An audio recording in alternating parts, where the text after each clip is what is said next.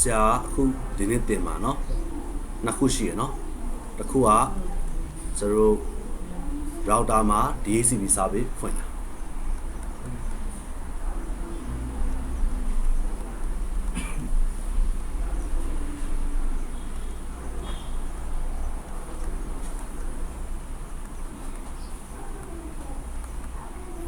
เนาะနောက်နံပါတ်2ကကြတော့ DHCP relay agent ကိုသုံးပြတာเนาะ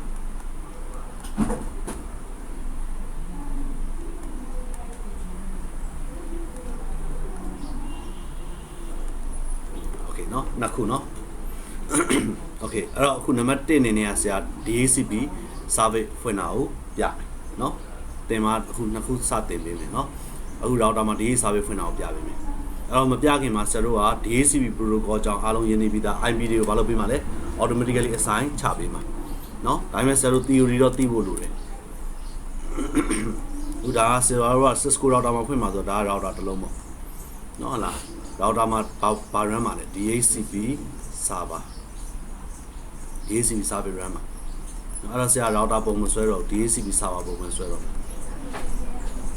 เนาะဒီဘက်ကပါလဲ DHCP server ချပေးတဲ့ IP ကိုယူမယ် client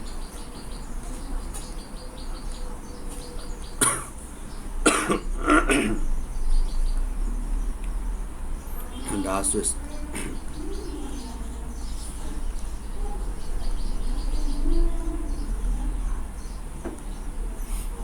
DHCP server ထိုင်ပြီးဆိုရင် DHCP server က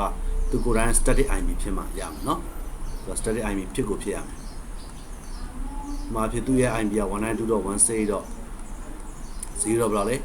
254เนาะသူရဲ့ network ကမှာလဲ MAC တော့ရှိတယ်เนาะဥမာနေနဲ့ရေးထားလိုက်မယ်08ဒီ client ကလေးရဲ့ network ကမှာလဲ MAC ပါလိမ့်မယ်ဥမာနေနဲ့ရေးထားလိုက်မယ် 0p DHCP server DHCP client server client ကိုပြောလိုက်ပြီဆိုတော့က TCP တော့မဟုတ် UDP တခုပေါ်မှာမှီပြီးတော့လောက်တော့မှာအဲ့တော့ DHCP server UDP ပေါ်မှာလောက်တာ DHCP protocol ဘယ်ပေါ်နေလောက်မှာလဲ UDP protocol ပေါ်နေအသုံးပြုပြီးလောက်မှာเนาะအဲ့ UDP ဆိုတော့သူ့မှာ port number တွေပါလာပြီเนาะ Okay အဲ့ DHCP port number တွေက UDP server ဘယ်လောက်ပို့တုံးလဲ67တော့ DHCP server ထိုင်းတဲ့ဆက်က67ပို့လို့ client ကြတော့ဘယ်လောက်နဲ့လာမှာလဲ68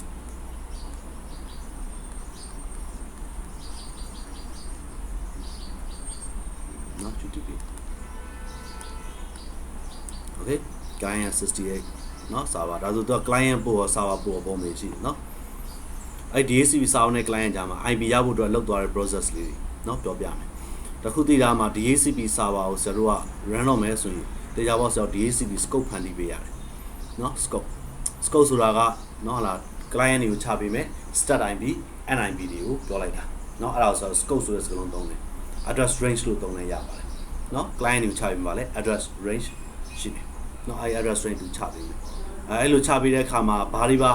DHCP server IP အပြင်ဘာတွေပါထပ်ပြီးချပေးလို့ရတယ်ဆိုရင်ဆရာတို့ခေါ်တော့ DHCP option လို့ခေါ်เนาะ DHCP option ဘာတွေပါထပ်ချပေးနိုင်လဲ default gateway IP တွေတို့ပဲအဲ့တော့ DHCP server နဲ့ client ကြားမှာเนาะ IP ရဖို့အတွက်အလုပ်လုပ်သွားတဲ့စနစ်ရှိเนาะ DHCP option တွေလေးထပ်ချပေးလို့ရတယ်เนาะ DHCP option ဆိုတာဘာလဲ IP address ရဲ့ sub number ရဲ့အပြင် client ကိုဘာတွေပါထပ်ချပါ default gateway IP DNS IP ဟုတ်ပြီเนาะဒါတွေကိုလည်းပါတော့ထပ်ပြီးတော့ network 1နဲ့ချပေးလို့ရတယ်เนาะ DHCP server 1နဲ့ချပေးလို့ရတယ်ဒါ option လို့ခေါ်เนาะဟုတ်ပြီအဲ့တော့ DHCP protocol ချင်းနားလည်တဲ့ message လေးတစ်ချက်ကြည့်မယ်လေ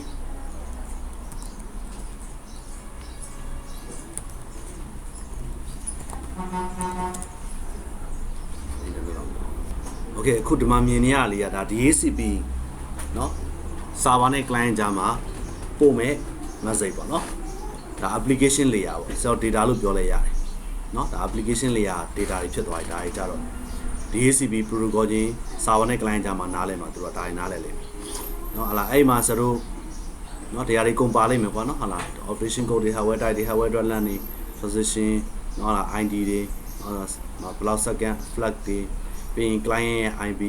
เนาะလားချပေးမဲ့ IP server ဒီ server IP เนาะဟာလား gateway ဆိုလဲ gateway IP ပေါ့เนาะ DHCP relation IP တွေအစရှိတိုင်းဘလုံးဒီ option တွေမှာပါလာလိမ့်မယ် client MAC เนาะအောက်မှာ option တွေထပ်ရှိသေးတယ်เนาะ video site เนาะအဲ့တော့ဒီ message ကဒီ DHCP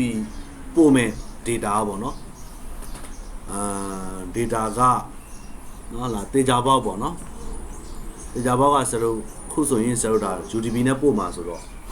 maximum segment size ဘယ်လောက်ဆက်လဲ UDP နဲ့ပို့မှာဆိုတော့ UDP က8 byte IP header 20 28ဖြစ်သွားပြီ1500နဲ့28နှုတ်လိုက်1480အဲ့1480ကိုမကြော်စရာအောင်စိတ်ချဟုတ်ပြီနော်အဲ့ frame တစ်ခုထဲမှာဒီ data တွေဘာလို့လဲရလဲပို့လို့ရတယ်နော်သိလားမသိနော်ဆရာပြောတာဒါ UDP header ရဲ့နောက်မှာလိုက်လာမဲ့ data တွေပဲနော်ဒါတွေအဲ့တော့အဲ့မှာဆရာတို့ DHCP discover တွေ offer တွေဟုတ်ပြီနော်ပြီးရင်ဆရာတို့ DHCP acknowledgement တွေအစရှိတာတွေကိုဆရာတို့တွေ့ရမှာကဒီ option မှာလာတွေ့ရလိမ့်မယ်ဒါဟာ discover message လားနော်ဒါ DHCP ဒါဟာ offer message လားဒါ DHCP request message လားဒါ DHCP acknowledgement message လားဆိုတော့အဲ့ဒီ option တွေမှာဆရာတို့အဲ့ဒီအောက်မှာပါတဲ့ option မှာတန်ဖိုးတွေတော့တွေ့ရလိမ့်မယ်ဟုတ်ပြီနော်အမှရေးထားတယ်နော်တန်ဖိုးတွေဆရာ warshat နဲ့ capture ဖတ်ရင်တွေ့ပါလိမ့်မယ်ဒီအောင်ဘယ်သူပဲဖတ်နိုင်ပါလဲ DHCP server နဲ့ client ပဲဖတ်နိုင်နော်ဒါအောင်နားလဲ DHCP server နဲ့ client ပဲနားလဲတာဟုတ်ပြီဒါဆိုရင်ဒီ bit တွေဒီသူ့ရဲ့အရှိမဘာထပ်တွဲမှာလဲ UDP header client ကနေ server ပို့တာဆိုရင်ဘယ်လောက်နဲ့လာမှာ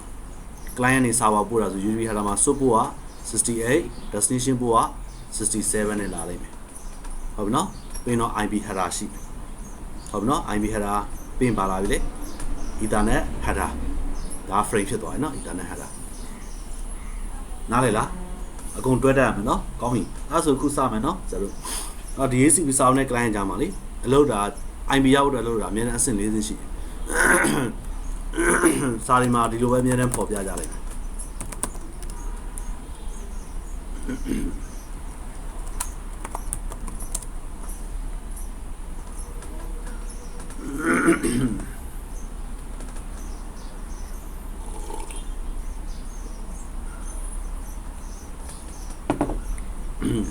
နော်လား DHCP discover လို့ဖတ်ပြီနော်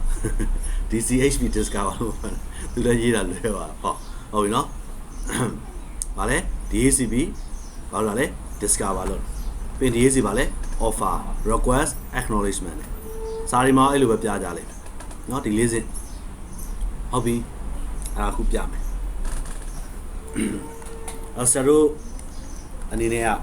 ကိုနောက်ရဲမှာပေါ့နော် DHCP server ထိုင်ထားရဆိုရင်အရင်ဆုံးစလို့ကကိုယ့်ရဲ့ DHCP client ကုနာလေးကိုဘာလုပ်ရလဲ DHCP client ဖြစ်အောင်လုပ်ရတယ်เนาะ DHCP client ဖြစ်အောင်လုပ်တာလုပ်တတ်တယ်မလား update မဲ့တော့ထားရတာလေစလာဟာလား update ထားလိုက်တာ ਨੇ ဘာဖြစ်သွားလဲ DHCP client ဖြစ်သွားဟုတ်တယ် update စထားရတာ ਨੇ ကိုကြည့်အောင် update ထားရတာ ਨੇ ကိုကွန်ပျူတာဘာလုပ်လဲလို့ DHCP discover frame ပို့တာเนาะ update လေးထားရတာ ਨੇ ကိုသွားရှာတာသူခုနကတည်းကဒီစာပါရှိလားမရှိလားသူချက်ချင်းသွားရှာငါစ update ထားလိုက်ပြီဝါဆက်လည်းဖမ်းရမယ်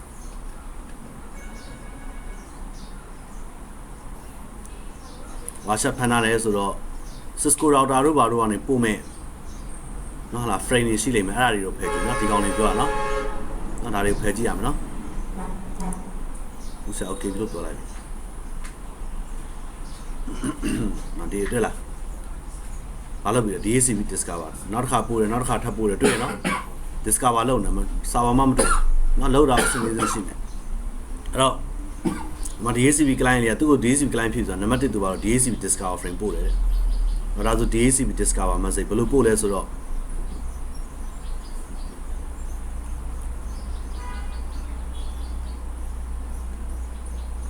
ဒီနောက်မှာ DHCPဘာလို့လဲ discover လုပ်တာအလုံးစုံရှိအဲ့ကောင်ဟောလောက်ပဲရှိမယ်နော် byte အနေနဲ့ပြောရင်100 200ပေါ့ byte 200 byte သူ့ရဲ့ data site ကအလုံးလုံးရှိအဲ့လောက်ပဲရှိမယ်အဲ့တော့1472 byte တောင်တည်လို့ရတာမဆန့်စရာအကြောင်းမရှိနော် ဒီ HCP discover message ဒီမှာပြင်ပါနဲ့တွဲပြီလေ UDP header ဆိုပို့ပါမယ်ဆိုပို့ဘယ်လောက်နဲ့လာမှာလဲ68 67ဟုတ်နော် UDP header 8 byte ရှိရနော်ပြီး IB header နဲ့တွဲတော့မယ် IB header နဲ့တွဲမယ်ဆိုတော့ဘာကြီးလာပြီလဲဆို IB အဲ့ဒီမှာစဉ်းစားကြရဆရာတို့ကမှ IB ရှိပြီလားမရှိသေးဘူးဆိုတော့ဆို IB မှာပါလို့မမရ IB header နဲ့တွဲနေရလေအဲ့ဘာထည့်သွားဆို000 IB သုံးလိုက်မယ် any now IB သို့မဟုတ် any IP address ကိုစားပြုတဲ့ IP လေး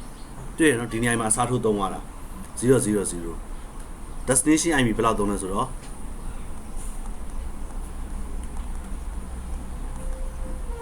ဒါတော့သုံးမယ် destination IP 255 all 255ဘာ IP လဲ broadcast တော့မှရိုးရိုး broadcast မဟုတ်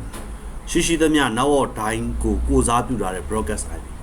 IP address မှာရှိသမျှနောက်တိုင်းကိုစားပြုထားတယ်ဗါလေ broadcast IP သူကနောက်တစ်ခုကိုစားပြုတဲ့ broadcast IP ဆိုတာရှိသေးတယ်နောက်တစ်ခုစာကိုစားပြုတယ်ဒါမျိုးသူကကျတော့နောက်တစ်ခုစာမဟုတ်ရှိသမျှနောက်အားလုံးကိုစားပြုတယ်ဗါလေ broadcast IP တစ်ခုတည်းကိုစားပြုတာမဟုတ်နောက်အားလုံးကိုစားပြုတာဒီကောင်ကဒါ broadcast okay ဆရာတို့ဒါဆိုရင် ether type မှာ08 so MAC ဘယ်လောက်နဲ့လာမှာလဲ 0B destination MAC မှားတယ် OFF နဲ့လာဘယ်လိုဖြစ် 0A နဲ့လာလို့ရမှာတော့မဲကတိနဲ့ DHCP server ကိုကမဲ diagram ဆွဲလို့တွေ့တာနဲ့ 0A ကောက်ရလိုက်တယ်အပြင်မှာသိပါမလားဒီ client ကမသိဘူးလေအဲ့လိုစဉ်းစားလေOFF နဲ့လွတ်တာဒါဆိုရင်ခုဆရာတို့ကဒါစာလို့ပြောတော့ဒါပါတယ်လေ DHCP discover လုပ်တယ်เนาะဒါ discover message okay ဒါဆိုပို့ပြီးတော့ okay ပြင်ဖြစ်နေထွက်လာပြီကဲ switch ရောက်ပြီ switch ရဲ့ပို့က frame internet frame ဝင်လာပြီ so MAC record လုပ်တယ် destination MAC OFF ဘာလုပ်ပြီလဲဝင်လာတဲ့ interface မှာလွယ်၍ interface အားလုံးဆိုဒီ frame ကနောက်တစ်ခုလုံးမဟုတ်မြောက်သွားဘူးလားရောက်သွားတဲ့အခါမှာဘယ်သူစီလဲရောက်လာပြီလဲ DHCP server စီလဲရောက်လာအဲ့မှာဆရာပြောပြမှာနော်တခြားကွန်ပျူတာတစ်လုံးစီကိုရောက်သွားလို့မြင်ကြည့်လိုက်ဒီ frame ရောက်ကိုရောက်မှာလေတခြားကွန်ပျူတာတစ်လုံးစီကိုရောက်သွားပြီလို့မြင်မှာတခြားကွန်ပျူတာတစ်လုံးစီကိုရောက်သွားပြီဆိုရင်တခြားကွန်ပျူတာတွေက destination MAC or FFF နဲ့ဝင်လာတာဖြစ်လို့တေချာပေါ့အဲ့ frame ထဲမှာပါတဲ့ packet ကိုဖတ်မှလားမဖတ်ဘူးလားဟုတ်နော် unicast မဟုတ်တာ broadcast unicast frame ဆိုရင်တော့တစ်မျိုးပေါ့ unicast frame ဆိုရင်ဖတ်မှလားကိုမဖတ်ဘူးဖတ်တယ်ဆိုတာကိုတပည့်ရဘယ်လိုခွဲမှာလဲကိုရဲ့နောက်ကက်ရဲ့ MAC address နဲ့ frame မှာပါတဲ့ destination MAC address ကဘာဖြစ်ရမှာလဲတူရမယ်အဲ့ဒါမှဖတ်မှာ packet ဟုတ်ရနော် okay အဲ့ဆိုရင်အခုဆိုလို့ရှိရင်သူအကုန်လုံးကဖတ်မှာရှင်းပြကူလာတယ်ဖတ်လိုက်ပြီဆိုတော့ဟုတ်ပြီ all 255 broadcast IP ကိုစားပြုလာတယ်ပြီးတော့ထဲမှာ protocol fee က UDP ဖြစ်တာထောက်တော့ UDP protocol ကိုတတ်ဖတ်မှာနော်လားတခြားကွန်ပျူတာတစ်လုံးနေနဲ့ကြည့်နေနော် UDP protocol ဖတ်တဲ့ခါကျအဲ့မှာသူမဖတ်နိုင်တော့တာဘာကြောင့်လဲဆို67ကစောင်းမှာပဲရှိတာလောက်တာဒီပို့อ่ะဒါကြောင့်မလို့စောင်းနောက်ဝါတွေမှာဒီစာပါတစ်လုံးပဲရှိရမယ်နှလုံးရှိလို့နော်လားသိကျင်တော့စမ်းကြည့်ပေါ့စွတ်တစ်လုံးယူလိုက်ဒီစာပါထိုင်တာဟုတ်ပြီနော်ကိုရဲ့တကယ် run နေပါ production နောက်မှာလို့ကြက်တာနော်လားဘယ်လိုလုပ်အောင်လဲဆိုဒီ HCP စာပါထိုင်တာမှာလားအဲ့နောက်လည်းဒီလို software တော့တိုင်းလုံးယူသွားလိုက်ဟုတ်ပြီနော်သူက default ဘာလို့ကြာသူကဒီ HCP ဖွင့်နေမှာလားအဲ့ထန်နေစွတ်လေးတလို့ခရကောက်ထည့်ပေးတာအဲ့မှာအဲ့နောက်ဘာဖြစ်ပြီလဲပြဿနာတက်ပြီတချို့အလုံးတွေကနောက်မမိတော့ဘာဒီကချပေး IP ရတချို့ကရချင်တဲ့ IP ရတော့တာမှာပြဿနာတက်ကုန်မှာနောက်ကဟုတ်ပြီနော်အဲ့တော့ server ဘယ်နှလုံးမထားပေးရမှာလဲအဲ့တစ်လုံးမထားပေးနော်ဟလာဆရာကြီးဆိုင်နဲ့ဒီလိုမျိုးတွေတော့မလွတ်ကြတယ်နော် professional ဒုက္ခရောက်အောင်ကောင်းပြီအဲ့ဒါဆိုရင်ဒီ frame လေးဒီ DHCP server စီရောက်ပြီဆိုတော့ DHCP server ကဒီ DHCP discover message ထဲမှာပါလဲဆိုရင် client computer ကသူလိုချင်တဲ့ IP address လေးတော့ထည့်ပြီးပို့တယ်ဒီထဲသူ IP ပေးပါဗောနော်သူတောင်းသူကလည်းလိုချင်တာထည့်ပို့တာလေ server တော့သူ့ထဲမှာရှိတဲ့ဟာချပေးမှာအဲ့တော့သူလိုချင်တဲ့ IP ကိုကောင်းတဲ့ key မဆိုင်နဲ့အဓိက MAC address လေးပါလိမ့်မယ် ဒီ discover message ထဲမှာဘယ်သူပါမှာလဲ DHCP client ရဲ့သူ့ရဲ့ network မှာရှိတဲ့ MAC address တွေဘယ်ထဲမှာပါနေပါလဲအဲ့ discover message ထဲမှာပါလိမ့်မယ်ဘာလို့လဲ DHCP server မှတ်ထားတာသူကလဲနော်ဘယ် client MAC သူ့စီကို discover လာလုပ်တယ်သူလည်းမှတ်တာနော် DHCP discover message လေးကို server ရပြီဆိုရင်နော်လား server ဒီနော်လား 0B ဆိုတဲ့ MAC address နဲ့လာတောင်းတဲ့ client ကလေးကိုသူ့ထဲမှာ address က range ကရှိနေတာဟုတ်ဒီ address pool ထဲမှာပေါ့ချပေးမယ့် address တွေရှိရလားပေါ့ရှိရဆိုရင်သူဘာလုပ်ပြီးလဲဆိုတော့ offer ပြန်လုပ်ပြီနော်ရှိရဆိုဘာလုပ်ပြီလဲ offer ပြန်လုပ်ပြီကောင်းပြီလားသူ offer message ပြန်ပို့ပြီ offer message မှာဘာပါလာမလဲဆိုရင် client ကပို့မယ် IP address ပါလာလိမ့်မယ်ဒါနံပါတ်1နော်သူနံပါတ်2အဆင့်က client ကပြန်ပေးမယ် IP address ပါလာတော့မယ်နော်နံပါတ်2က offer လုပ်တဲ့ထဲမှာပါလာလိမ့်မယ်သူ offer ပဲလုပ်ပေးတာဖြစ်သေးတယ် IP တကယ်ပေးမယ်လို့သတ်မှတ်သေးတာမဟုတ်သေးဘူးเนาะ offer message ပြန်ပို့တော့မှာဒါဆိုရင် DHCP server ဘာပြန်လွှတ်ပြီလဲ offer message เนาะအခုဆရာအခုဒီနေ့တင်တဲ့ဒီသင်ခန်းစာလေးကိုနားလည်ဆိုရင်ဆရာတို့ရှေ့မှာ CCNA เนาะဟာလားဒီ CCNA ရဲ့ဆရာတို့ရှေ့မှာ security သင်ခန်းစာပါလာလိမ့်မယ်အဲ့ကိုရောက်ပြီးဆိုရင်ဆရာတို့ DHCP snooping เนาะဟာလား DHCP starvation attack ကိုကာဝယ်ဖို့အတွက် DHCP snooping ဘာကြောင့်ဖွင့်ရတာလဲနားလည်လိမ့်မယ်ဟုတ်ပြီเนาะဒီသင်ခန်းစာနဲ့ဆက်ဆက်နေတယ်ဒါနားမလည်မရအောင်DHCP offer message offer message ထဲမှာဘာပါမလဲဆိုရင် client ကကိုချပေးမယ် IP address ရဲ့အဲ့ client ကရဲ့ MAC ရဲ့နောက်ပြီးဘာထပ်ပါအောင်မလဲဆိုရင် server ရဲ့ IP ပါမယ်เนาะ DHCP server ရဲ့ပါလဲ IP okay offer message ထဲမှာပါလိုက်ပြီးပြီဆိုရင်67 Super 67 68 IP so IP destination IP အော်ဒီနေရာမှာစရုပ်ပြောတာရှိတာစရုပ်ကဒီမှာ Cisco router သုံးတဲ့ခါကြောက်လေ Cisco router က Cisco router ထဲမှာရှိတဲ့ DHCP ရေးထားတာအရင်လှတယ်ဆရာတို့ကြိုက်တယ်เนาะသူရေးထားတဲ့ DHCP protocol ပေါ့သူကဘာနဲ့ပို့လဲဆိုတော့ DHCP offer message ကို unicast နဲ့ပြန်ပို့ကိုယ်ပဲတခြား server တွေဆိုဝါရှက်နဲ့ဖမ်းကြည့်တို့တွေကဘာနဲ့ပို့လဲဆိုလို့ရှိရင် broadcast နဲ့ပဲပြန်ပို့တာ unicast မို့ဘာနဲ့ပြန်ပို့တာလဲ broadcast နဲ့ပြန်ဆရာတို့အဲ့ broadcast နဲ့ပို့တော့မကြိုက်ဘူးเนาะဟာလားအဲ့ဒါ Linux လဲ broadcast နဲ့ပို့တယ် Microsoft လဲ broadcast နဲ့ပို့တယ် Microsoft မှာ DHCP server ထိုင်ကြည့်เนาะဟာလားနောက်ပါလဲ Linux မှာလဲ DHCP server ထိုင်ကြည့်အကုန် broadcast နေပဲသွားတယ် offer frame ကိုပြန်ပို့တယ် broadcast နဲ့သွားရင် switch စီရောက်ကိုနောက်ဝရမှာ switch အလုံး10လုံးရှိမယ်တစ်လုံးနဲ့တစ်လုံးချိန်ထားတယ်တေချာပေါင်းအဲ့ broadcast frame ကိုရောက် switch 10လုံးလုံးဘာလို့ရမှာလဲအဲ့ frame ကိုဝင်လာရင် copy ကူးမယ် China fee အားလုံးပို့မယ် copy ကူးရတယ်နော်ကူးပြီးမှပို့ရတာဒါမျိုးကိုနောက်ဝရမှာ DHCP request လုပ်နေတဲ့သူတွေအများကြီးရှိချင် switch ပို့ပြီးတော့ process ပို့လို့ရတယ် unicast နဲ့လာတာပိုကောင်းတယ်နော်ဒါမျိုးတွေတွေးကြည့်မယ်ဆိုရင်နော် detail လိုက်တွေးခိုင်းတာလေနော်ဟုတ်လားအခုဆရာတို့ DHCP Cisco router ချပြီးမဲ့ပုံစံတော်တော်ကောင်းတယ်သူက unicast နဲ့ပြန်လာတော့နော် unicast နဲ့လာတော့မှဆိုတော့ so IP နဲ့ destination IP ကဘယ်လိုသွားလဲဆိုတော့ so IP က DHCP server ရဲ့ IP ကိုသုံးတယ် 192.168.0.254 destination IP ကဘယ်လောက်သုံးလဲဆိုတော့ client ကခုနကချပေးမယ်ဆိုတော့ DHCP offer message ထဲမှာပါတဲ့ IP ကိုပြန်သုံးတာသူက destination IP ကဘယ်လောက်သုံးလဲဆိုတော့ destination IP ကဥပမာဖြစ် 191.6.0.1 ပေါ့နော်ဥပမာအနေနဲ့ရေးလိုက်ပြီနော်0.1ဒီလိုပြန်သုံးဝင်ပြီးရင်တော့ data 0800တော့ so MAC destination MAC so MAC မှာဘယ်လောက်သုံးလဲ 0A destination MAC ကခုနက client ကတော့ DHCP discover message ထဲမှာ client က MAC ပါလားမပါဘူးလားပါတယ်ပြန်ထည့်လိုက်အဲ့ဒီ MAC 0B ဒီနေရာပြန်ထည့်တာတော်တော်တေးစိတ်သူရေးပေးသွားတာเนาะရေးထားတာ तू ကတော့ပို့လှ DHCP အဲကြောင့် DHCP server တွေထိုင်တာတော့မှတစ်ခုနဲ့တစ်ခု protocol တွေတယောက်နဲ့တယောက်ရေးတာကျင်တော့မတူးเนาะ idea တွေရေးသွားတာလေမှာ unicast နဲ့သွားတာဒါကြောင့်မို့ဆရာတို့သိတာမှာ DHCP discover message ကတော့သိတာပေါ့ broadcast ပဲ offer message က unicast လည်းဖြစ်နိုင်တယ် broadcast လည်းဖြစ်နိုင်တယ်เนาะ Cisco ကတော့ unicast လုံးဝသိကြတယ်เนาะ okay ဒါဆို1 2နောက်တစ်ခုက3ကဲ client ကလေးကဘာရသွားလဲ DHCP offer message ရ offer method ရပြီဆိုရင် network ထဲမှာ DHCP server ရှိကြောင်းသူသိပြီဆိုတော့အဲ့တော့မှသူ DHCP request message လှမ်းပို့မယ် DHCP request request message ပို့တဲ့အခါကျမှ destination port ရှိတယ် source port ရှိမယ် destination port က67 source port က68 IP so IP destination IP so IP က000 IP မှမရှိတယ်သူဒါနဲ့ပဲပြန်တောင်း destination IP 255ဒါပေမဲ့ဒီထဲမှာတော့ဘာဖြစ်သွားလဲ request ဆိုတာဖြစ်သွားပြီเนาะတတ so MAC destination MAC so MAC 0B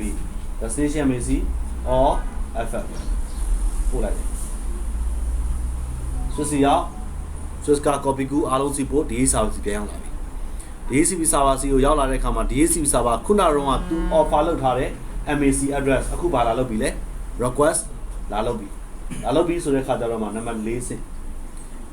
သူ့ IP သူ့တကယ်သူ့ကိုပေးမဲ့ IP address ကိုဘာလို့ပေးလိုက်လဲဆိုရင် acknowledgement အတည်ပြုချက်ချပေးလိုက်တယ်တဲ့မလေးစင်အဲ့ဒါလေ unicast နဲ့ပြန်လာလိုက် Cisco router သုံးလို့ဇရို unicast နဲ့ပြန်တွေ့ရလိမ့်မယ်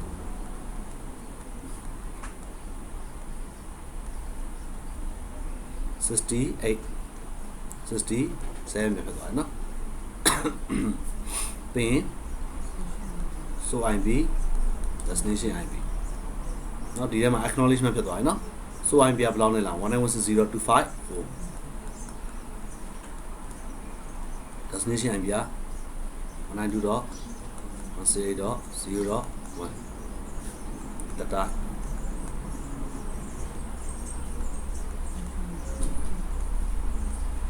so MAC 0A ပြောတာနော် sorry destination MAC က 0B ဒီတိုင်းပြန်လို့အဲ့တော့မှဒီနောက်ဆုံးတော့ acknowledgement message ကိုရပြီဆိုမှဒီ client တွေမှာလည်း IP ရသွားတာเนาะဒီလေးစင်းအဲ့ဒါကို server စာလို့ပြောတော့ဒီတိုင်းနေတွေ့ရလိမ့် discover offer request acknowledgement ရပြီเนาะ okay ကောင်းပြီဒါက DHCP server နဲ့ပတ်သက်တဲ့အကြောင်းကိုပြောနေတာပြီးရင် relay agent ထပ်ပြောเนาะ okay အခုကြည့်ရအောင်အခုအဲ့ဒါ Cisco router မှာဖွင့်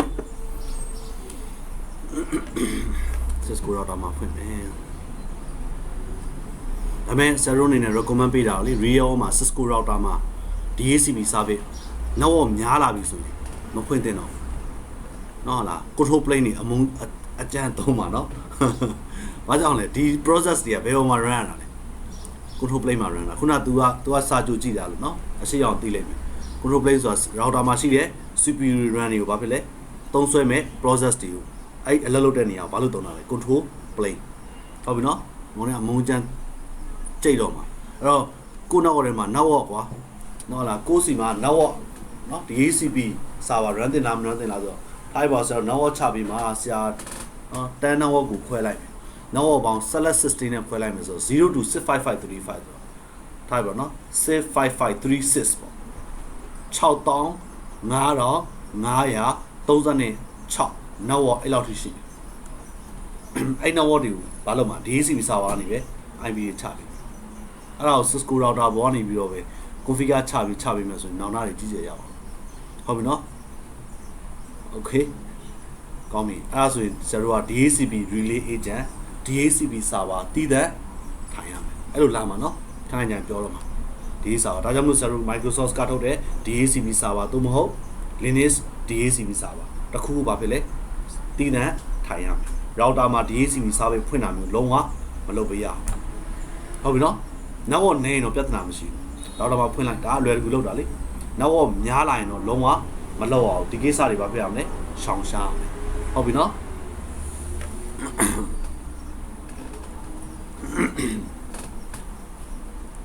အခုဆရာတို့ Cisco router မှာ DHCP server ဖွင့်ပြမယ်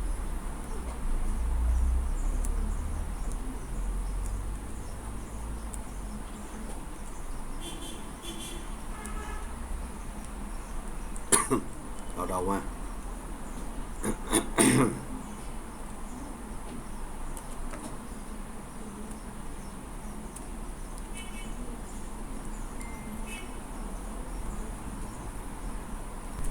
အဲ့တော့ is it ထွက်ပြီးတော့ Cell Cisco router မှာ DHCP စာပေဖွင့်မယ်ဆိုရင်သူ IP DHCP ပူးဆိုပြီးတော့စောက်တာနော်ပူးဆိုရမှာပူးနေရကြိုက်တာပေးပေါ့ပူးနေရလောဆယ်ဒီမှာဆိုတော့ net A အတွက်ပဲသွားမှာဆိုတော့ဒီမှာ net A ဒီ net A နော်အနာခေါ်လိုက်နော်ခေါ်ရှင်မဲ့ခံပြီးအနာခေါ်လိုက်ရင်ဒါ DHCP ပူးဆောက်ဖို့အတွက်စာရောက်ပြီပေါ့နော်ပင်0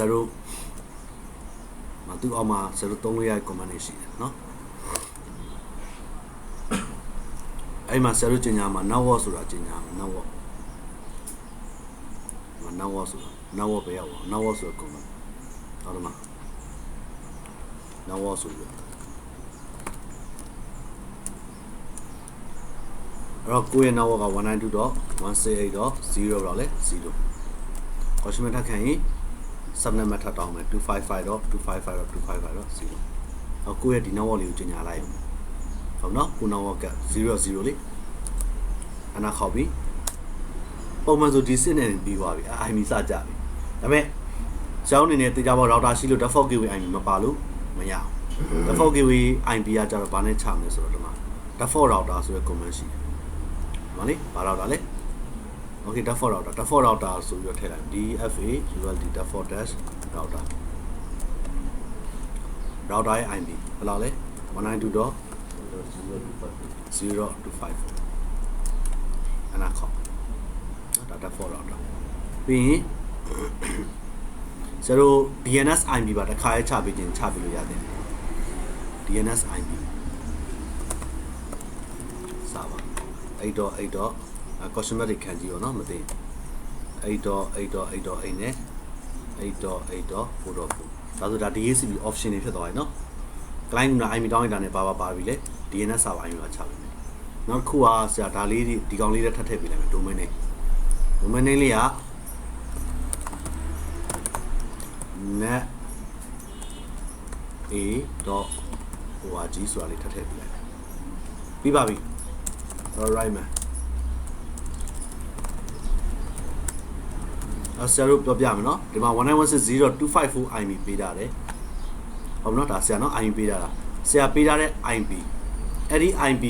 ပေါ်မှာ DHCP service တာအလုပ်လုပ်နေပြီနော် DHCP service ပို့နံပါတ်ဘယ်လောက်လဲဆိုတော့68က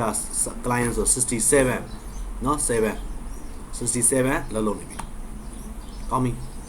အဲ့ဆိုရင်ဆရာတို့ IP ကြမကြတောင်းကြည့်အောင်IP ကကြောက်အောင်ကြားနေတယ်။အမေဆက်ပြန်ဖြတ်မယ်။နော်။ဆိုဝါရှနဲ့ကပ်ချဖန်ပြတယ်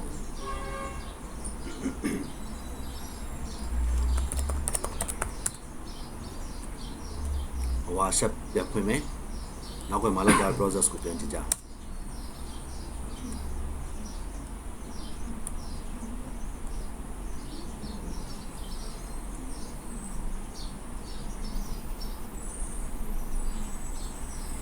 Okay အဆင့်၄ဆင့်ရှိရပြောတာเนาะဒီမှာ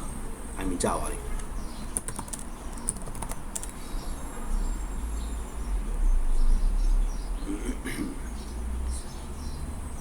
ရဲနဲ့အဆင့်၄ဆင့်ကိုဖော်ပြမယ်เนาะ Okay အခုမြင်နေရတာနံပါတ်เนาะစတွေ့ရနံပါတ်เนาะဒီမှာပထမဆုံး frame ဟုတ်လား DHCP discover so MAC မိမိကိုယ်တိုင် MAC destination က off နဲ့တွားတယ်တက်တိုင်းမှာ IP packet เนาะပြီးဒီထဲမှာ cell ထုတ်ဝင်ကြည့်လိုက်ရင် so IP က00 destination ပြီး UDP ဖြစ်ကြောင်းထောက်ပြတာတွေ့လား UDP protocol number เนาะ DHCP တန်ဖိုးတော့ဒါပဲ UDP 6867ထဲမှာ DHCP message တွေလာတာခုနဆက်ပြခဲ့တဲ့ message format တွေတွေ့ရမလားအများကြီးပဲလေမ DHCP message type မှာ option ထဲမှာကြည့်01ဆိုတာဒီ01ဒီပါလဲ discover လို့ညွှန်းလိုက်တာเนาะ DHCP discover ဘာတွေပါလဲကြည့်အောင် client ကိုချပေးမယ် client နိုင်အော်သူရဲ့ IP မရှိသေးတော့ဒီမှာသူ MAC address ပါလို့ကြည့်လိုက် client ရဲ့ MAC ပါလားမပါဘူးလားเนาะတောင်းတဲ့ထဲမှာ DHCP discover လုပ်တဲ့နေရာမှာမိမိ MAC address ပါထည့်ပြီးတော့ဒီ message ထဲမှာသူထည့်ပို့သူလိုချင်တဲ့ IP ရောက်တာကိုတောင်းတယ် 1001နဲ့ တော့တောင်းနေတာတောင်းတာနော် client ကိုဟိုကချတာချပြီ parameter request list တွေဘာတွေပါထပ်တောင်းလဲသူတောင်းတဲ့ထဲမှာကြည့်ကြည့်အောင် subnet တွေလည်းပါတယ် domain name တွေရော default gateway တွေရောအကုန်ချပေးပါသူအကုန်တောင်းတာသူကဟုတ်နော်သူတောင်းတာတော့အကုန်တောင်းပြတာ okay ဒါဆိုရင် number server နေ client စီပြန်လာ unicast ဖြစ်သွားတယ်နော်ဒီမှာဒီတော့ပြန်ကြည့်အောင်အဲ့တော့ ethernet so MAC ကဒါ server router မှာရှိတဲ့ network MAC เนาะ destination B037 AB မိမိ computer MAC ကိုပြန်လာပြီ so IP destination IP so IP 0254 01မှာเนาะတရားနဲ့ပြန်လာတယ်ဒါဆို client ကလေးကိုချပေးဖို့အတွက်သူပြန်လာတဲ့ IP ကဒီမှာပါလိမ့်မယ်ချပေးမှာဟုတ်လား01နဲ့ချပေးမှာဒါဘယ်သူကပြန်ပေးတာအောင် DHCP server ဘာပြန်လုပ်တာလဲကြည့် offer ဆိုတော့တန်ဖိုးက02ပြောင်းသွားတွေ့လားเนาะဒီညမှာတန်ဖိုး02ဘယ်လောက်ရှိလို့ data size ကြည့်လိုက်သူ့ရဲ့ data size စုစုပေါင်း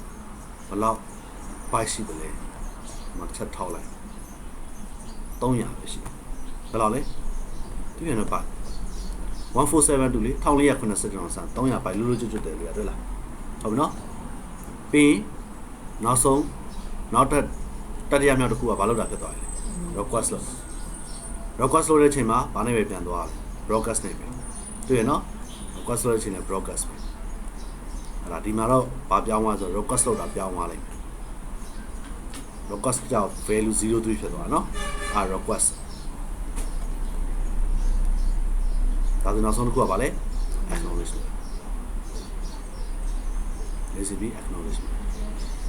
05ဖြစ်သွားဟုတ်ပြီနော်အဲ့၄စင်းကိုလွတ်ရနေရမယ်နော်ဒါဆို server ဘက်ကပို့တဲ့ frame ကဘယ်နှခုပဲပြန်ပို့တာ offer ရဲ့ acknowledgement နှစ်ခုဒါဆို offer နဲ့ acknowledgement တွေဘယ်သူစီရပဲပို့မှာလဲအများနဲ့ server ပဲပို့မှာဟုတ်ပြီနော်ဟောပြီအဲ့ဒါဆိုရင်အခုဆရာတို့ဒါ DHCP server နဲ့ client ကြားမှာလှုပ်သွားတဲ့ process မှာ IP လည်းရပါပြီနော်ဒါဆိုအခုဆရာအနေနဲ့ထပ်ဆက်မှာ DHCP relay agent ကိုတွားမယ်မတွားခင်မှာဆရာတို့ဒီမှာရှိတဲ့ router တွေတခုမှဆရာတို့နောက်မမိသေးဘူးလေ over network ဒီဘက်နောက်နော်နောက်မိဖို့အတွက်ဆရာအရင်ချိန်လိုက်တော့နော်အဲ့ဆရာ routing ရေးရမယ်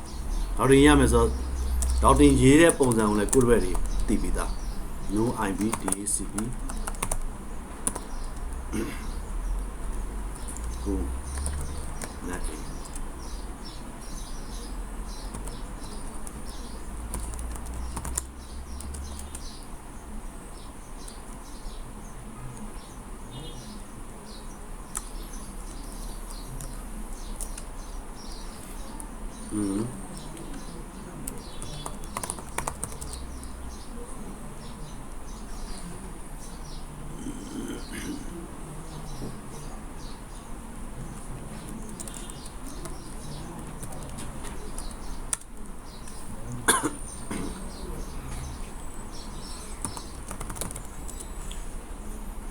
ကဲဟုတ်ပြီအဲ့တော့ဆရာတို့ခုဒီမှာเนาะအားလုံး router တွေအားလုံးเนาะဟလာဆရာတို့ရောက်အောင်เนาะရောက်အောင်ဆိုတော့ပေးထားတဲ့ IP လေးတိကျရေးပေးတာเนาะဒီမှာက 0.1 ပေးထားတာ10.001เนาะဒါ01ဆိုတော့02ပေးထားတယ်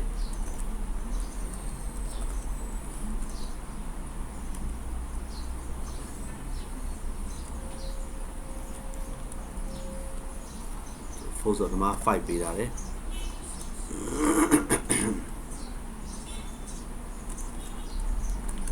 မှာစစ်ပေးထားတယ်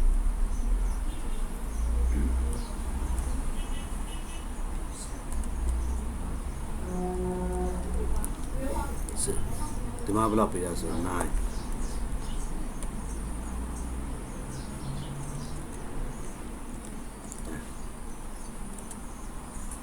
ဒါ0 19160.254ဒါ19161.254ဒါ19162.254เนาะโอเคအဲ့တိုင်းဆိုတော့စမယ်ဆိုတော့ရတော့စရိုး router 1မှာ routing တွေပဲရေးရမယ် IP router 1နဲ့မှာအခုဆိုရင်ဘယ် network ပဲရှိဘယ် network တွေရှိမလဲ router 1နဲ့မှာရှိမဲ့ network တွေ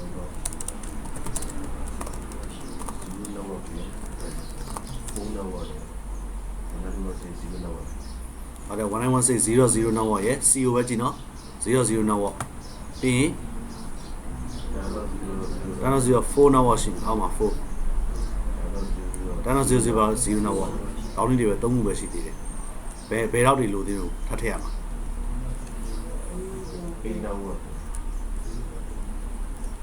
ပြောအဲ့ဒါဆိုရင်ပြောလိုတဲ့တော့တွေပြောခိုင်းနော်192.168.1.0 နောက်ပေါ့လိုsub number က255.255.255.0အဲ့192.168.1.0 နောက်ပေါ့သွားမယ်ဆိုရင်ကိုယ့်ဘက်တွေ gateway ကဘယ်ကိုပို့မလဲလက်ခုကဒီလိုသွားမယ်ဆိုရင်ဒီအောက်ကနေဖြတ်သွားခိုင်းမလားဒီလိုပဲတဲ့သွားခိုင်းတယ်ဟုတ်ပြီအဲ့ဒါဆိုပြော2ဟုတ်ပြီနော်ဘာလို့ကျွန်တော် packet ကိုเนาะဒီ router 1နေ destination တော့ဟာလား192တော့160တော့1.1ကိုသွားမယ်ဆိုရင်အဲ့1.1ဆိုရင်ပို့မှာဘယ်ကိုပို့တော့မှာ10.00တော့2ကိုပို့မှာအကဲကိုယ်ဘက်တွေကအဲ့လိုမဟုတ်ဘဲနဲ့10.2မထည့်ဘဲနဲ့4ထည့်တာ06ကိုထည့်တာဘယ်ကိုပို့မှာ06ကိုပို့မှာအဲ့06ကိုပို့ရင် R3 ကနေတစ်စင်ဘယ်ကိုထပ်ပြန်ပို့ပေးရမလဲ0တော့9ကိုပြန်ပို့ပေးရအဲ့တော့အဲ့လိုပတ်သွားတယ်ဒီလိုတိုက်ရိုက်သွားတော့ဒါနှလုံးဖြတ်ပြီးသွားမှာနဲ့တစ်လုံးနဲ့ဖြတ်သွားမှာဘယ်ရကောင်းလဲတစ်လုံးနဲ့ဖြတ်သွားကောင်းမှာနော်โอเคကောင်းပြီဒါဆိုရင်အရှိရောက်တော့လာမှာပါ matrix တွေတင်ရမယ်နော်အဲ့ခါကျရင်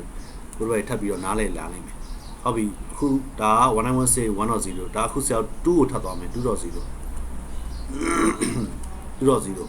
R1 နော် 2.0 သွားမယ်ဆိုဘယ်ကနေသွားမလဲ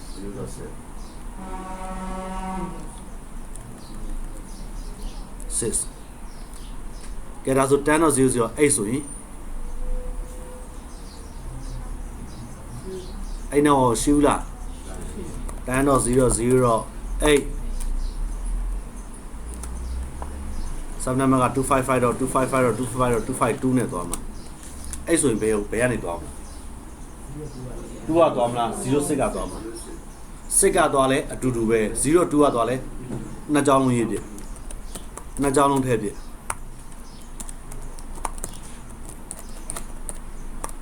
ဒါရှေ့အောင်တင်ရလိမ့်မယ်နော် routing တွေပဲ operation မှာ load balancing လုပ်သွားပြီဒါဆိုပါ packet load balance function router Cisco router တွေမှာပါပြီးသားဒါဆို load balance လုပ်ပြီတူလုပ်လိုက်တာနော်မတူဘဲနဲ့တော့လုပ်လို့မရဘူးကောင်းပြီဒါဆိုရင်နောက်ထပ်ဘာနောက်ကြအောင်လဲထည့်ပြရှိသေးလားရှိပါ1 2 3โอเคပြေသွားပြီနော်ဒါဆိုရင်ဒါ router 1မှာထည့်ရမယ်တော့ဒါဆိုထည့်လိုက်တော့မလဲ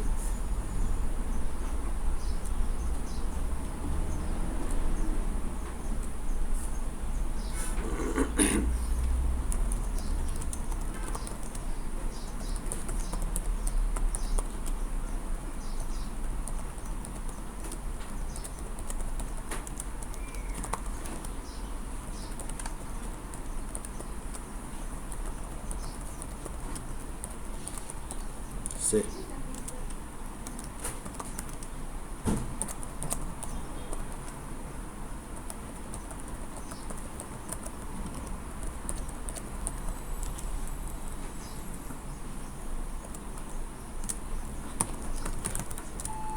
routing တွေပဲထပ်ကြည့်အောင် to show IP တော့ routing တွေပဲကြည့်ရနော်0ရှင်းမှာ S လို့မြင်နေရရင်ဆရာရေးတာ static route ကိုမြင်တာဒီလိုပုံလေးမြင်တာ load balance လောက်ထားတာတွေ့လား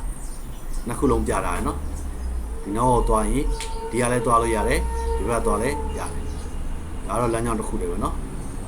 1.0သွားရင်2သွားမယ်916 2.0သွားရင်10.0 6ကသွားမယ်ရပြီလားဒီကောင်းပြီ S ဆိုရင်ဗာလဲ static route နောက်အရှိရောက်တော့ဒီတန်မိုးတွေပါထပ်သိရလိမ့်မယ်ဒါကဗာလဲဒီနောက်မှာရှိတဲ့တန်မိုးကဗာလဲအဲ့ဒါထပ်သိရလိမ့်မယ်နော်အရှိပါအရေးကြီးတယ်ဒါလေးရကောင်းပြီအဲဆို router 1 တော့ပြီးသွားပြီကဲဒါဆို router 2မှာထပ်ရေးရ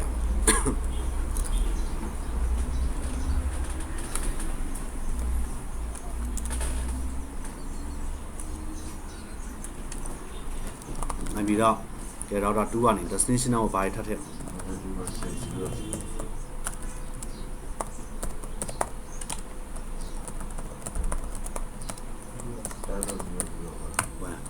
ရေးတယ်နော်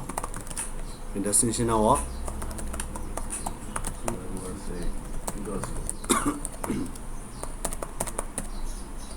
10 ဟုတ်ပြီနော်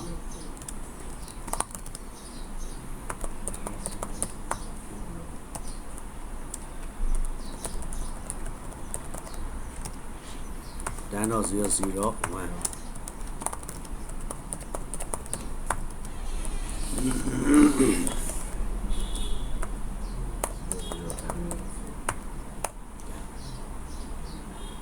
ုတ်နော်လောက်တော့2ပါလေ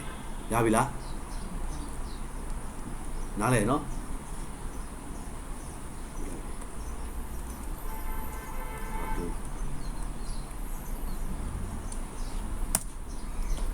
ကျတော့ router 2မှာပြီးပြီဆိုတော့ router 3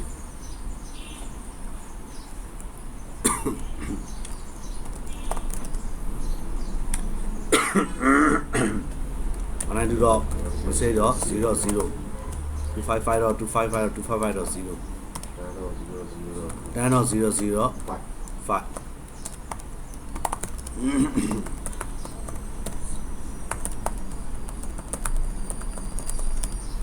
10 or 0 0 9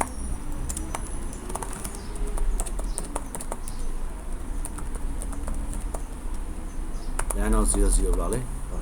5ကသွားလိုက်ရမယ်5ကလည်းသွားရမယ်9လည်းသွား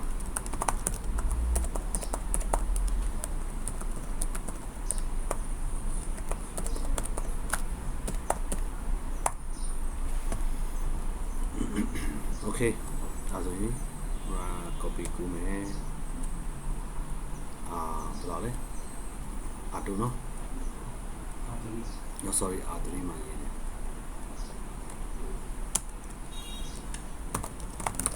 ကဲ routing တွေပဲရေးပြီးသွားပြီ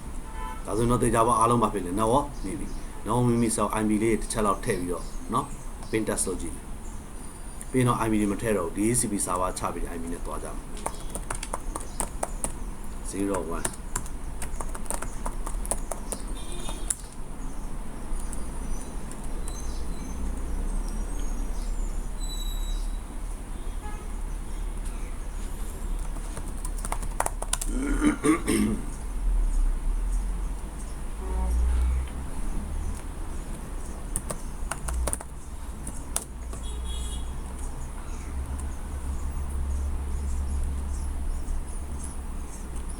1.1.1 Yangasali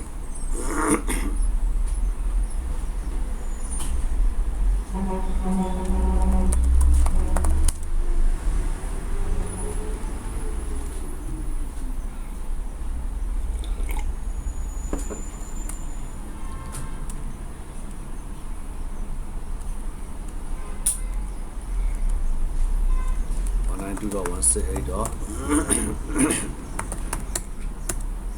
2.1နော်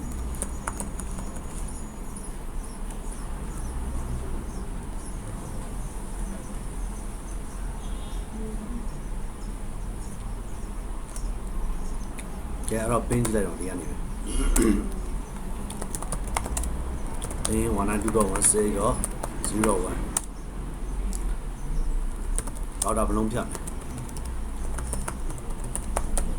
0 1ဒါတော့ဘယ်လိုလဲဒီမှာကို gateway နဲ့သူနဲ့တွိုင်းတော့တစ်လုံးပေါ့နော်ဒါကိုရဲ့ gateway တစ်လုံးဖြတ်တယ်ဒီမှာတော့တစ်လုံးဖြတ်တယ်နော်နှလုံးပေါ့ဒါဆိုရင်နောက်တစ်ခုဘယ်သူကျန်သေးလဲ1တော့1တော့1ဟာနော်โอเคကောင်းပြီအားဆိုရင်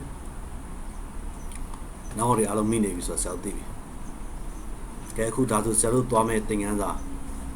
DHCP လေးချက်ဆရာတို့မှာနောက်ဝတ်တွေအများကြီးရှိတယ်လို့မှတ်လားဟုတ်မလားနောက်ဝတ်တွေအများကြီးရှိတယ်နော်ဒီ R1 တို့ R2 တို့ R3 တို့မှာလောလောဆယ်မှာနောက်ဝတ်လေးကတစ်ခုပဲဆရာဆွဲပြတာလေဒီမှာဆရာတို့ကဘယ်လိုမြင်ရမလဲဆိုတော့နောက်ဝတ်တွေအများကြီးရှိတယ်ဆိုတဲ့ပုံစံမျိုးမြင်ပေးရမယ်ဒီနောက်မှာရှိနိုင်သေးတဲ့နောက်ဝတ်တွေဟုတ်ပြီနော်ဒါကနေပြည်တော်ပေါ့ဒါကရန်ကုန်ဒါမန္တလေးပေါ့နော်ဟာ branch တွေနောက်ဝတ်တွေရှိတယ်ဒီမှာနောက်ဝတ်တွေအများကြီးပဲရှိတယ် တော့ဒီရန်ကုန်မှာဆိုတော့ DHCP server ထိုင်ထားတယ်အဲ့ဒီ server မှာအဲ့ network တိုင်းကိုဒီမှာအားလုံးကြိုးတက်ရုံပဲကြိုးတက်လိုက်တာနဲ့ဒီ server ချပေးအိုင်မျိုးသူတို့တွေအားလုံးရမှာအကုန်လုံးเนาะအဲ့လိုမျိုးအတွက်ဆိုတော့ဒါ DHCP server ဒီမှာ run တာဒီမှာ run မှာဒါပေမဲ့ router တွေကတော့ဘာဖြစ်ရမလဲဆိုတော့ DHCP relay agent လုပ်ပေးရမယ်ဟုတ်နော်ဘာကြောင့်လုပ်ရလဲဆိုတော့ theory ရှင်းပြီးသွားသိသွားလိမ့်မယ်နော် DHCP relay agent ဒီမှာဖွင့်ပေးရမယ်တခုတော့မှာမယ် DHCP relay agent ဖွင့်တဲ့ router မှာ DHCP service လုံးဝ run လို့မရဘူး DHCP relay agent ဖွင့်ထားတဲ့ router မှာဘာ run လို့မရဘူးလဲ run လို့မရဘူးဘာကြောင့်လဲဆိုရင် DHCP relay agent ဖွင့်ရင်သူကိုယ်တိုင်လည်း67ရှိတယ်68ရှိတယ် server ပို့ဘယ်လောက်လဲ67เนาะ67ပို့ဖွင့်ပါ relay agent DHCP service run နဲ့ပို့နေအတူတူပဲပြန်ပွင့်ပါသူလေဟုတ်ပြီเนาะအဲ့တော့ဒီမှာ67ပွင့်မှာဖြစ်လို့ဆိုတော့ DHCP server လဲထပ်ထိုင်မယ်ဆိုရင်တေချာပါ8ပို့နှစ်ခုကဖြစ်တော့မှာလေတိုက်သွားပြီဒီလိုတိုက်လို့မရဘူးအဲကြောင့်မဆို DHCP relay agent ဖွင့်ထားတဲ့ router မှာ DHCP service run လို့မရဘူးဆိုတော့သဘောပေါက်နားလည်တာမယ်โอเคကောင်းပြီအဲ့ဆိုရင်ဦးဆရာတို့ကဒီမှာ DHCP server ထိုင်မှာဒီနောက်ထဲမှာเนาะကြည့်အောင်เนาะ theory ရှင်းတော့မယ် DHCP relay agent မ run အောင်ဆိုရင်ဘယ်လိုဖြစ်မလဲပေါ့အဲ့ဒါ DHCP server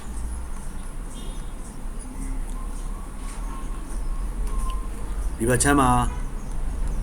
DHCP server ချပေးတဲ့ IP လိုချင်တဲ့ client လေးရှိတယ်သူကသူ DHCP client လောက်လိုက်ပြီ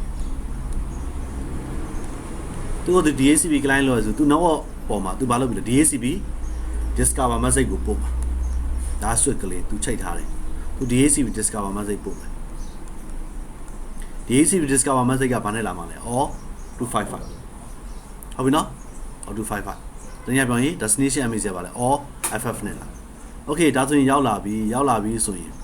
ဒီ client နားလေးပို့လိုက် switch off so destination MAC RC follow router ထိရောက်လာတယ်အဲ့တော့ router မှာ DHCP service မဖွင့်တာဘူးလေဘာမှမဖွင့်တာနားမလည်ဘူး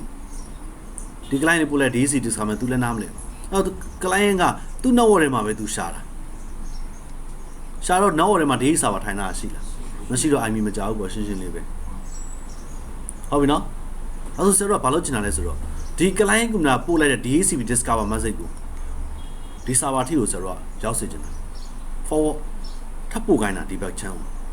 ဟုတ်ပြီနော်သူ့ရဲ့ DHCP discover message packet တွေ frame တွေအားလုံးပြောတာမဟုတ်နော်အဲ့ဒီ message ကိုပဲဘာလုပ်ချင်တာလဲ server စီကိုရောက်အောင်ထပ်ပြီးတော့ပို့ပေးစေချင်တာအဲ့ဒါဆိုရင်ဆရာတို့က router 2မှာဘာလုပ်လိုက်ရလဲဆိုတော့ DHCP relay agent run လိုက် router 2မှာ DHCP relay agent run ပြီဆိုရင်DHCP relay agent run တဲ့အချိန်တိုင်းမှာဆရာတို့အများနဲ့ input သွင်းခိုင်းလိမ့်မယ်အဲ့ဒါဘာလဲဆိုတော့ DHCP server IP ကို input သွင်းခိုင်းပါဒါဆိုရင်ဒီ router 2ဒီ DHCP server နဲ့ဘာဖြစ်နေဘူးလို့လဲ network မိနေဖို့လိုတယ်ဟုတ်ပြီနော်သူစီကနေဒီမှာ DHCP server IP input သွင်းရမယ်ဆိုတော့ DHCP server ကို तू ကဘာလို့ရမှာလဲ DHCP server ကို तू နှမ်းတော့ပင်းဘာဖြစ်နေရမှာ network မိနေရမယ်Okay တော့ DHCP server IP ကို DHCP relay agent run တဲ့အချိန်တိုင်းမှာ server IP ကို input သွင်းခိုင်းလိမ့်မယ် Okay ဆရာတို့သွင်းလိုက်ပြီဆိုလို့ရှိရင်ဒီ router 2ဒီ DHCP service run တဲ့ပုံစံမျိုးသူဖြစ်သွားပြီဒါပေမဲ့ဘယ်သူတက်လဲဆိုတော့ client အနေနဲ့ကြည့်ပြောတာဒီဘက်က client အနေနဲ့ကြည့်နောက်ဝယ်မှာ DHCP server ရှိတဲ့ပုံစံမျိုးပေါ့client ကဘာလုပ်ပြီးလဲ DHCP discover လုပ်ပြီးဆိုရင်အဲ့ DHCP discover တောင်းတဲ့ message လေးက router ထဲတက်လာပြီ router ထဲမှာ DHCP relay agent run တော့ okay discover message ရောက်လာပြီဆိုရင်အဲ့ဒီ client ပို့လိုက် discover message ကို router 2က DHCP server စီကို forward လုပ်ပေးလိုက်တယ်ဒီ message ကိုလုပ်လိုက်တဲ့အခါမှာတော့ source IP ကတော့ router ရဲ့ IP နဲ့လာမှာ relay agent router ရဲ့ IP destination IP ကတော့ server ကိုသွားမှာတိကျကျသွားမှာအဲ့တော့ဒီနေရာမှာ unicast ဖြစ်လိမ့်မယ် discover ကိုပို့လဲဘာနဲ့ပဲလာတော့မှာလဲ UNICS ဒီဘာနဲ့လာမှာလဲ unicast နဲ့ပဲသွားမှာဒီမှာ unicast နဲ့ပဲသွားတော့မှာအထဲထဲမှာဘာတယ်ဝါကြီးလဲ discover ဘသူရဲ့ MAC ပါလဲအဲ့ဒီထဲမှာဒီ client လေးရဲ့ MAC address လဲပါတယ်ပြီးရင်သူ့ရဲ့ relay agent router ရဲ့ IP လဲပါပဲလဲပါသွားမှာ Okay တော့ DHCP server discover လာလုပ်တယ်ဆိုတော့ရပြီဆိုရင် သူဘာလုပ်ပြီးတော့မလဲဆိုသူ့ထဲမှာစောက်ထားတဲ့ဒီ network နဲ့တက်ဆိုင်တဲ့ address ပူးတွေကနေဘာလုပ်ပြီးတော့မလဲ IP ပြန်ချပေးဖို့အတွက် client computer ရဲ့ address ပူးဘယ်လောက်ချပေးမှလဲသူကြည့်မယ် okay တက်ဆိုင်ရဲ့ address ပူးကိုသူပြန်ချပေးဖို့အတွက် DHCP ဘာပြန်ပို့ပြီးလဲဆိုလို့ရှိရင် unicast နဲ့ပဲ offer ပြန်လုပ်ပြီ offer message ပြန်ပို့မှာဘာနဲ့လာမှာလဲ unicast နဲ့ so IP DHCP server ရဲ့ IP destination IP က relay agent server ရဲ့ IP relay agent server runner တဲ့ router ရဲ့ IP ဒါနဲ့ပြန်လာမှာပြီးရင် relay agent router နေမှာတစ်စိတ်ဘယ်သူစီကိုပြန်ပေးတာလဲ client စီကိုပြန်ပို့မှာclient ကသူ့စီကိုဘာလုပ်လဲ offer လာလုပ်တယ်သူရပြီ offer message ဒါဆိုရင် DHCP server network ထဲမှာရှိတယ်လို့ client ကမြင်သွားပြီဆိုတဲ့ခါကျရင် client ကဘာထပ်လုပ်ပြီလဲ okay DHCP request message ထပ်ပို့ပြီအဲ့ဒီ request message ကို relay agent router ဘယ်သူစီပြန်ပို့မှာလဲ unicast နဲ့ပဲ server စီကိုပို့လိုက်ပြီ okay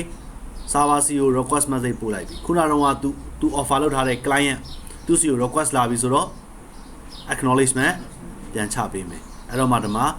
relay agent router ထပ်ပြီးတော့ client ကို acknowledgement ပြန်ပေးလိုက်ပြီဆိုတော့မှ IP ရသွားပြီ okay အဲ့တော့ဒီနေရာမှာပြောချင်တာ client နဲ့ relay agent ကြားမှာ client ကပို့လိုက်တဲ့ discover message request message ဒီ broadcast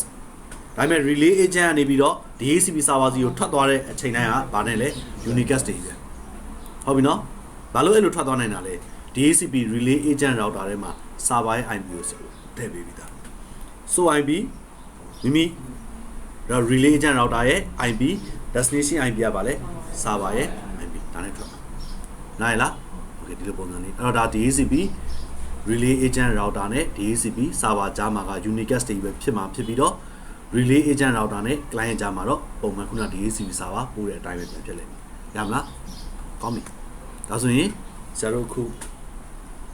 network ကတော့ဒီ network နှစ်ခုပဲဆရာတို့เนาะ example ပြတာလေအဲ့ network နှစ်ခုဒီထဲမှာ DHCP server ထိုင်လိုက်ထိုင်ပြီးသွားရင် router 2နဲ့ router 3မှာ relay agent ဖွင့်မယ်သူတို့ IP ချဒီ network ထဲမှာ DHCP server ထိုင်နေတော့ဒီထဲမှာရှိတဲ့ computer တွေကတော့ဘယ်ကချပေး IP ရမှာဒီ server ချပေး IP ကိုရလိမ့်မယ်เนาะဟာလားသူတို့ကတော့သူ့စီကိုတောင်းလိုက်မယ်เนาะသူကနေမှစင်တီကိုတောင်းမယ်ဒီကနေမှစင်တီကိုပြန်လာမယ်ဒီ IP ချရမလားဝေးကောင်းပြီဒါဆိုရင်သွားဒါဆိုရင်ဆရာတို့ network ရှိသမျှ network တိုင်း network တွေအများကြီးဘာနဲ့ handle လုပ်ပါလို့ရ DHCP server တစ်လုံးနဲ့ရှိမျှ network တိုင်းပါလဲ handle လုပ်လိုက်လို့ရတယ်ဒါပေမဲ့ router တွေမှာတော့ဘာဖွင့်ပေးလိုက်အောင်လဲ relay agent ဖွင့်ပေးလိုက်အောင်နားရလား okay ကောင်းပြီဒါကြောင့်မို့ဆရာတို့အခု mobile network တွေမှာဆရာတို့သုံးနေတာတွေဟုတ်လားဆရာတို့ဘာလုပ်လဲ mobile network ဆရာတို့ဖွင့်လိုက်ပြီးဆိုရင် cell 3G ဖွင့်လိုက်တာနဲ့ကိုယ့်ဖုန်းဘာလုပ်ပေးပြီလဲအဲ့ 3G network ကို IP ချပေးပြီတကယ်တော့ကိုယ့်ရဲ့ mobile phone နဲ့ DHCP server နဲ့က interfacing ဖြစ်နေတာမဟုတ်ကိုယ်နဲ့ interfacing ဖြစ်တာ router ပဲရှိတယ်အဲ့ဒီနောက်မှာ router ရှိရနော်သူ router ခံထားပြီးသား 3G network သူတို့ antenna ရှိမယ် 3G antenna ဟုတ်ပြီနော်အဲ့ဒီမှာသူတို့က RU ရှိမယ်အောက်ဆင်း BBU ရှိတယ်ဟုတ်ပြီနော်ဒါဟိုက transmit power အတွက်နော်လား BBU အဲ့ message router လေးကိုပြောင်းဝင်ပေးတာအဲ့ router မှာသူတို့ဘာလုပ်ထားမလဲဆိုလို့ရှိရင် relay agent runner မယ် data ကို run တယ်ဒီလိုပုံစံမျိုးနဲ့လာဟုတ်ပြီနော်အဲ့မှာတစ်စင်းနော်လားဆရာတို့က IP တောင်းလိုက်တယ်သူရဲ့နောက်ွယ်မှာ home ဘက်အချမ်းမှာရှိနေတဲ့ DHCP server စီကို request တက်ပြီးတော့မှဆရာတို့ mobile phone ဆိုပါလေ IP ပြန်ကြတာဒီ flow တွေနဲ့တွားလာရမလား okay ဒီလိုဆိုရင်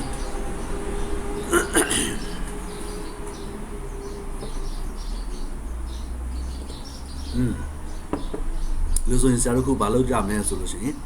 ဒီထဲမှာ DHCP server ထိုင်မှုလိုသွားပြီเนาะ server လေးထိုင်လိုက်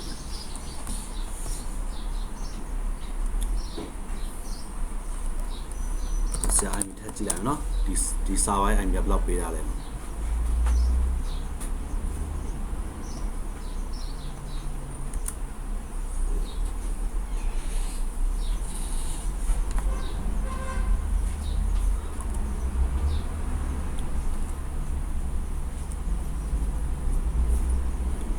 0.250 ဆိုရပါdefault gateway IP 191.0.254เนาะဒါတော့တိုင်း IP ထည့်ထားတယ် DHCP run တာရှိတာ run လိုက်မယ်အဲ့ဒါဆိုရင် tools ထဲက DHCP ထဲသွားမယ်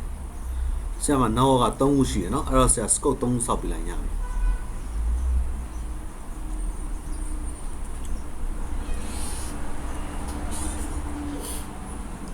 ထဲမှာတော့ဒါเนาะအရင်အန်နီတန်းတင်ထားတဲ့ဟာရှိတယ်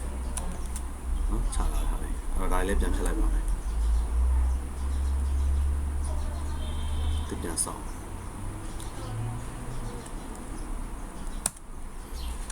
ဒါ net a ပေါ့ 192.168.0.1 ကနေ 192.168.0.254 ဆိုတော့မှပေးလိုက်ပြီပြီးဒီထဲမှာ 191.6.0.254 IP ဖြတ်ချန်လိုက်မယ်ပြီးရင်DHCP server IP က 191.6.0.250 ဒီ next step ပါမယ်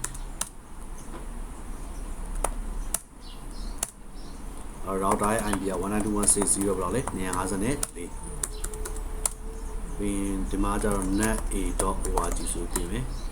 8.8.8.8 เนาะ client နေ IP တောင်းရင်ဒီ DNS IP ကတစ်ခါတန်းချပေးတယ်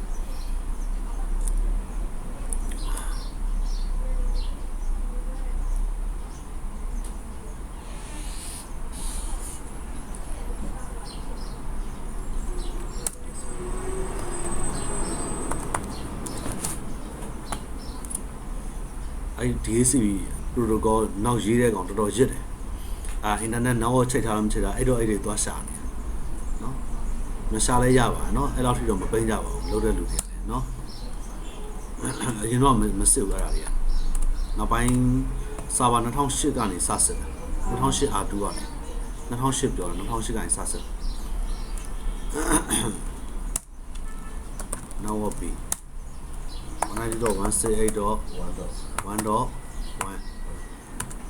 192.168.1.254 1.254 က default gateway เนาะ router IP ဆိုထည့်လိုက်ပြီဒီဘက်ချမ်းမှာ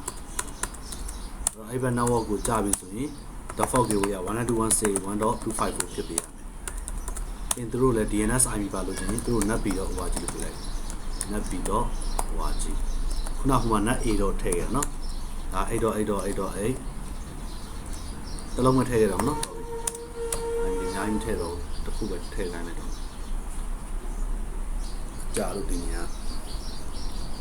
အင်တာနက်ချိန်ထားရင်တော့မြန်ပါတယ်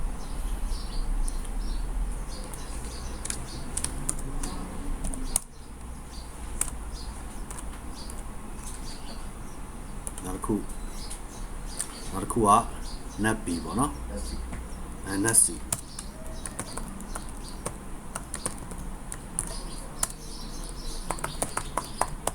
192.168 2.1 2.254 2.254 ဖယ်ချန်လိုက်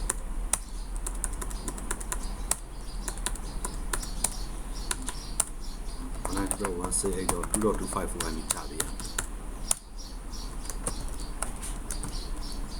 net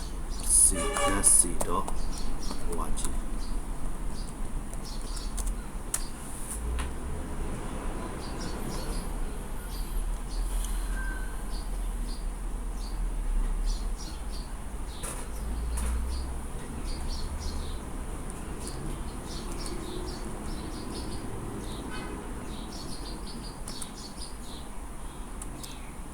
ကဲဟုတ်ပြီအဲ့တော့ zero scope 3ဆောက်ပြီးသွားပြီသက်ဆိုင်ရာ address pool တွေလည်း zero ဘာလို့ပြီးသွားပြီလဲဆိုတော့ဖန်တီးပြီးပြီဆိုတော့အခုချိန်မှာ IP ရမှာတော့ဒီကုနာလေးပဲရမယ်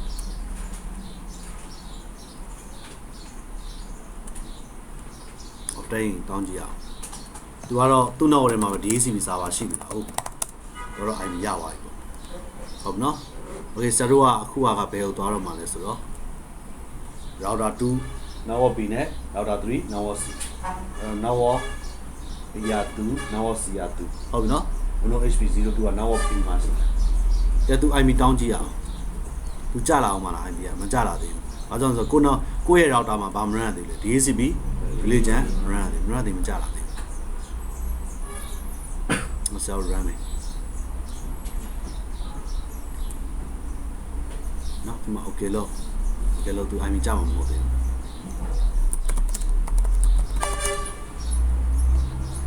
နော် DHCP discover message ပဲပို့ offer message ပြန်လာတာမရှိနော်3 ငါမမရအောင်ဆိုတော့ပြီးတိုင်းအောင်ဖြစ်ပြီ နော်အဲ့ဆိုရင်အပီပါပြန်ကြလာလိမ့်မယ်နော် automatic private IP addressing ဆိုရင်အပီပါကြလာလိမ့်မယ်နော်ခုနကတော့လေးစားမရှိတော့ဆိုရင်အဲ့အပီပါလေးကြလာလိမ့်မယ်ကောင်းပါပြီရှာနေတော့မယ်ကဲကောင်းပြီအဲ့ဒါဆိုရင်ဆရာတို့ခုဒါဆိုရင် IP မကြသေးကြအောင်တွေ့ပြီနော် okay ကောင်းပြီရထားလိုက်မယ်ပြီးမှ capture ဖမ်းတော့မယ်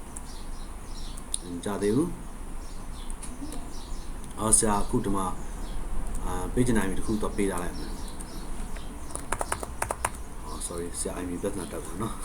တန်တော့ဟုတ်လားနောက်တစ်ခု something တစ်ခုထည့်လိုက်တာအဲ့တော့ဆရာကအခုဘာလုပ်မလဲဆိုရင် router 2เนาะ router 2မှာ DHCP region ဖွင့်ပြီเนาะကဲတော့မယ် router 2 okay router 2မှာ DHCP region ဘာမှဖွင့်ရမှာဆို gigabit 2/0 interface မှာဖွင့်ပေးရမှာနော်ဖွင့်ရမှာလေဒီမှာဖွင့်ပေးရမှာဒါဆိုဒီ router 3လည်းဘာမှပဲလေ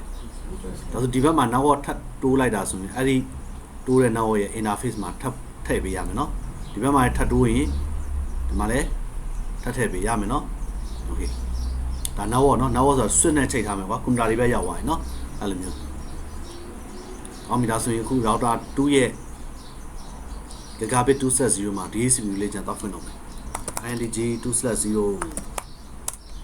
IP helper address လို့ခေါ်ပါတယ် DHCP region ဖွင့်ဖို့အတွက်သုံးတာဘယ်လိုခေါ်လဲ IP helper address နောက်မှာ destination IP ကဘယ်လိုထည့်ရမလဲဆိုတော့ 192.168.0.250 ညံပါစေဒါပေမဲ့ router 2အနေနဲ့ပင်းကြည့်လေ2 pin 192.168.0.250 ကိုမမီလို့မရဘူးမမီလား0250ကိုမီရနော်ဒါဆိုရင် IP helper address 192.168.0 ပါလေပြီးသွားပြီအဲ့ဒါပဲနော် DHCP relation ဖွင့်တာခက်တယ်လို့ထင်နေမှာဆိုလို့ဒါပဲပြီးသွားပြီလို့ဟုတ်ပြီနော်ဒါလေးထည့်ပေးလိုက်ရပြီလေ IP helper address ထည့်လိုက်ရင်ရပြီကဲ router 2လည်းဖွင့်ပေးပြီးပါဆိုတော့ router 3ကိုထပ်သွားမယ်ကဲ router 3မှာလည်း INTG 2/0 IP helper address 192.168.0 ဘလောက်လဲ250 PV IP ကအကုန်ချပြီပါကြတော့ warshet လေးဒီမှာဖမ်းထားမယ် right click ခောက်မယ်ဒီနေရာမှာ warshet ဖမ်းထားမယ်